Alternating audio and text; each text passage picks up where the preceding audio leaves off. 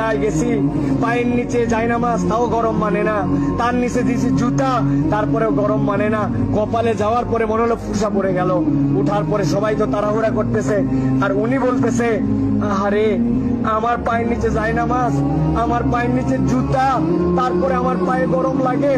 আর আমার নবীর সাহাবীদেরকে কালেমা গ্রহণ করার জন্য এই পাথরের মধ্যে চিৎ করে শোয়ে রেখে বুকের উপরে পাথর চাপাই দিয়েছে।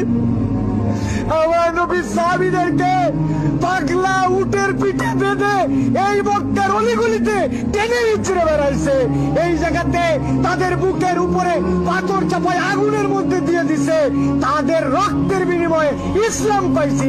আজকে আমি 2 রাকাত নামাজে পায়ের গোড়ালি গরম হয়ে যাচ্ছে জন্য কষ্ট হয়, এসিটা একটু কম ঠান্ডা মারে জন্য কষ্ট হয়, আমার মাথার উপরে যদি একটুখানি সুন্দর ছাতা না থাকে কষ্ট হয়।